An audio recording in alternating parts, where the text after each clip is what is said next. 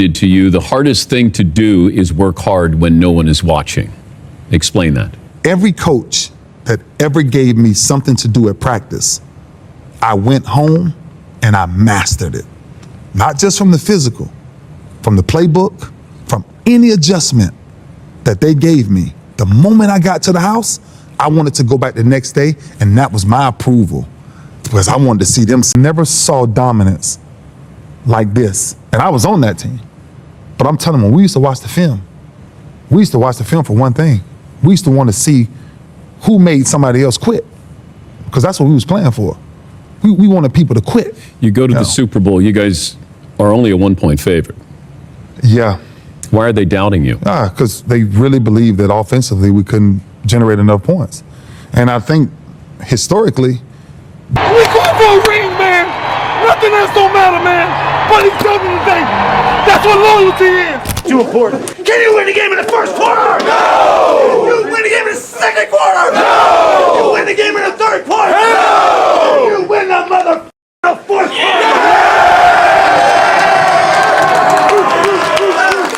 You'll always remember this, my guy. Anna and Jerry Rice. However, no one would have more of an impact on Romo than Ronnie Lott. Then protected well to Ronnie Lott.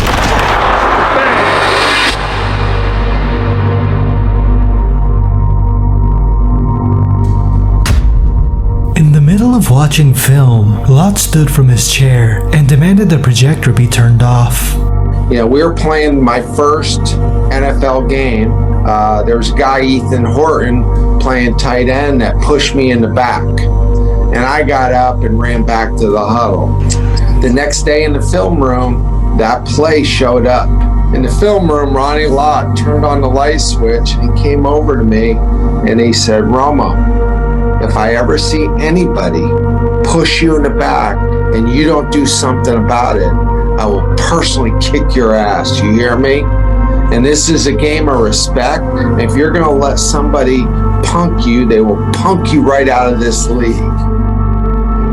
Romo was terrified. Tom Brady's greatest of all time status. I always say this, I measure men on distance travel. When you saw that body, there's no way you saw 6 championships in that body. You didn't see much of anything in that body. But for him to produce what he has produced and play at the level he has played at, it's incredible. It's incredible. All of us living should understand how blessed we are to be in. Whether he was 24, 34, or 44, Tom Brady was a winner, but nobody saw it coming. he's not the biggest. He was never the strongest. He was never the fastest. He was overlooked. He went in the 6th round. So with that being said, all of the intangibles that a quarterback's supposed to have, they overlooked with him because it was burning from the inside of him. As a Baltimore Raven draftee in 1996, what I've lived. I live this every day. I'm the last athlete that's gonna get done playing the game and walk around with a belly. Really? I ain't doing that. I work too hard. You think I'm gonna give up 30 years of work? Oh, and then the biggest excuse is, oh, I ain't playing no more. And I used to stay after 2 hours of wrestling practice. He know I'm going home. I ain't got nothing to eat. Coach, you'll stop by and get me a shrimp platter. Yeah, one meal every 3 days. I'll make it. And one was outstanding. It really was. Discipline. There was not one weak link on it from corner to corner. Yeah. You know, you can find one somebody. There was nobody. There was nobody. And that's what, you know, with those wars that we had, you know, brought something out of me. Because the week of, you know, playing Baltimore, it's like, all right, listen, nobody's coming to town. Right. Don't bother me this week, because there's a spiritual preparation that you got to get ready for. Yeah, you got to get right mentally. It's spiritually, because the moment that you shudder or wink or have a shadow of a doubt, you're done. Yeah, you're done. Right. It was grown men on that field. Right. You know what I'm saying? And it was nothing to play with. Right. And it really forced me to raise my level of play every time. I faced both. They were celebrating with your families. I was over there working. I was buying your dinner, your drinks. I tried to buy you golf clubs one year. I found out you don't play golf, so that was a great investment. Kind of thinking you might not hit me as hard come next October, but felt like I thought you hit me harder the next year. But what was it about playing middle linebacker, right? Mention names like Dick Butkus, Sam Huff. Were some of those guys your favorite players growing up? The one common theme, all the way back, Nitschke, Lambert, Singletary, it was intimidation, purely. That's the only way you play the position linebacker. They ready to be ready for some football tonight.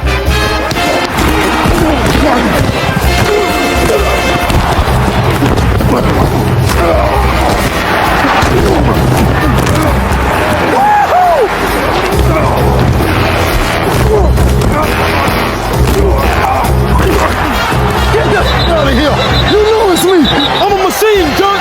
Ray Lewis got him. Peyton Manning just ran out of room. The game was played for one reason. I wanted you to respect me. Right. I wanted Peyton Manning to say, that was the hardest man I've ever played against. Look, we gotta rush him. We gotta kick the. What we gotta do is get in and get the. So right, let's go. Come on now. Hey, we're a bunch of bad summer. Let's play some ball.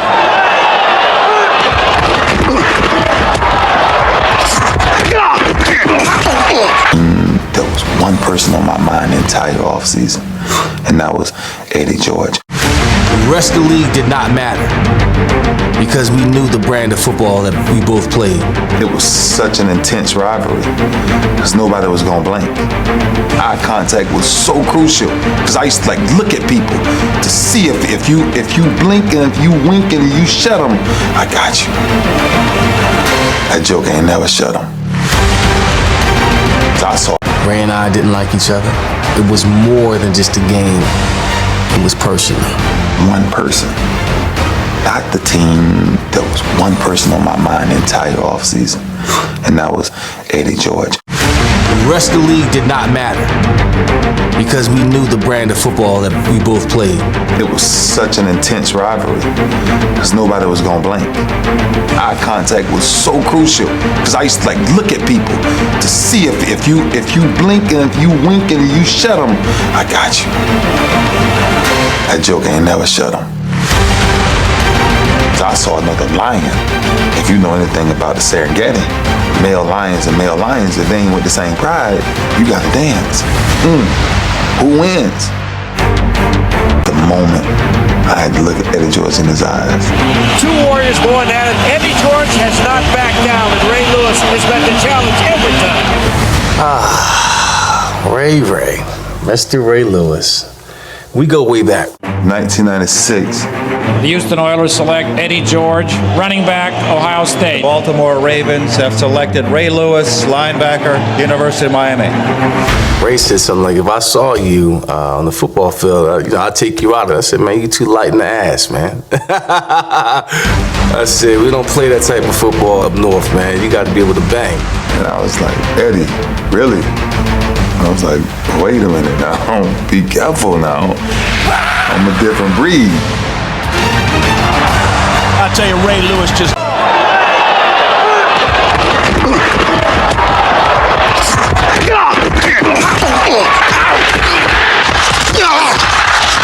Be more aggressive on that special now. They'll come back with that. You know that slant counter there? Yeah. Kick it over. I wasn't sure how to play that. Yeah. Kick it go, Lauren. Kick it over. Yeah.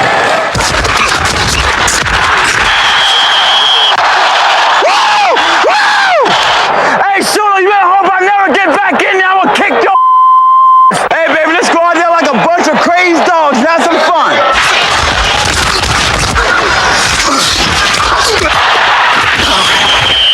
Son, I gotta do better than this.